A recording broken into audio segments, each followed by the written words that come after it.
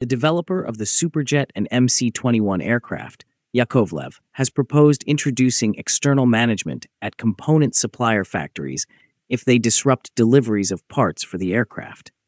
According to Yakovlev's press service, which spoke to Expert, the proposal has already been drafted and sent to the Ministry of Industry and Trade, which has not yet formulated a response. Since 2023, a similar measure has been in effect in Russia for enterprises that disrupt state defense orders. Lawyers interviewed by Expert acknowledge that the aircraft manufacturer's initiative aligns with the broader trend of increasing government control over the industry. The essence of the proposal is that Yakovlev, which is part of the Rostec state corporation and manufactures the Superjet and MS-21 aircraft, suggests legalizing the imposition of external management on the civilian factories of its suppliers if they fail to fulfill their delivery commitments.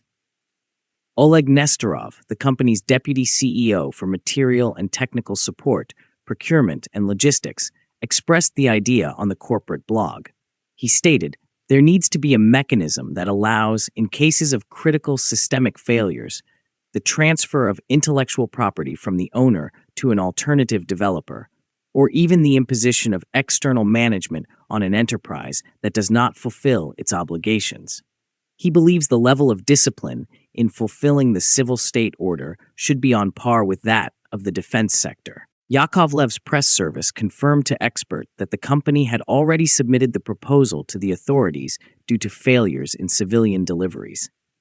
Yakovlev proposes enshrining in legislation a mechanism that, in the event of critical systemic delivery failures, allows the introduction of external management at an enterprise that is not fulfilling its obligations. A corresponding appeal has been prepared, and the initiative is currently under consideration by federal executive authorities, a company representative noted. The ministry's press service told Expert that Yakovlev's proposal will be reviewed once it is received by the ministry. Yakovlev is currently undertaking import substitution efforts for its primary civilian aircraft models, the Superjet 100 and the MC-21. These aircraft are expected to be certified by the end of the current year, with serial deliveries starting in 2026.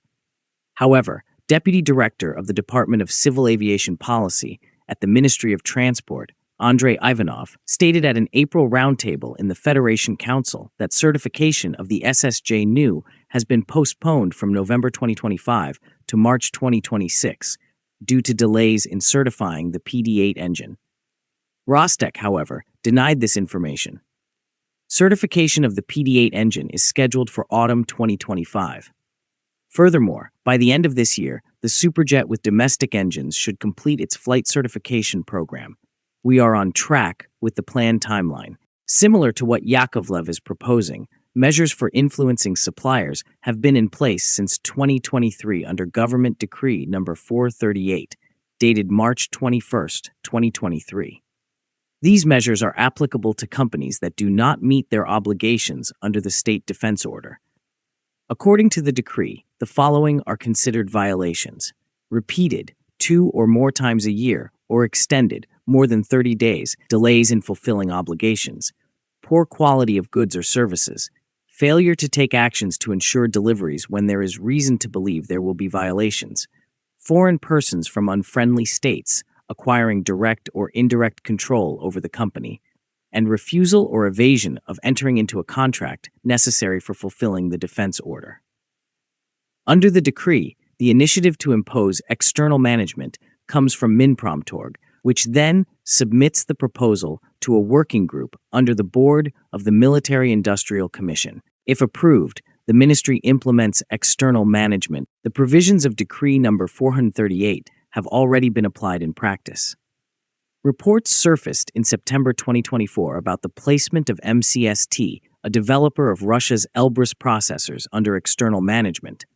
In May 2024, the same happened to NPO Angstrom, a company specializing in military and special-purpose communications, automation, and information security systems. The United Instrument Manufacturing Corporation, a Rostec structure, took over its management. Legal firm Kamensky and Partners cited another example. In May 2024, the Lomo plant, a leading manufacturer of optical and optoelectronic systems, was appointed to manage the Kalashnikov concern. The trend of tightening government regulation in the industry is clear and has been growing in recent years, according to Philip Danko, CEO of consulting company O2 Consulting. The introduction of external management involves the temporary transfer of control over an enterprise to a state management organization without changing ownership. Shareholders lose the right to make decisions but legally retain ownership. In contrast, nationalization entails the transfer of ownership to the state. External management is state intervention in operational activities to fix violations, such as delivery failures. It is a measure of forced optimization, not expropriation, the consultant explains. Economically, external management resembles temporary nationalization. However, legally, these are different mechanisms. In the case of external management, participants may still expect the organization to be returned to them in the future, she explains. The goal of imposing temporary management is to restore normal operations, improve the financial state of the enterprise, and potentially prepare it for privatization or for returning it to the previous owners, adds Natalia Strelkova, a consultant at Kamenskaya and Partners. As for the consequences of tighter control, Philip Danko from O2 Consulting warns that if Yakovlev's initiative is adopted, private companies might face the risk of losing control over their factories even due to delays that are not their fault, such as those caused by sanctions. Moreover, this initiative will lead to increased prices for supplier products, as companies will inevitably include these new risks in their contract pricing. And for certain particularly high-risk contracts, Yakovlev might struggle to find any willing bidders at all, he adds. Tatiana Pugacheva believes that strict control measures are justified for defense contractors, given their strategic importance to national security. Failures in deliveries by civilian factories, however, do not pose a direct threat to national security, so transferring them to external management seems unwarranted, she argues.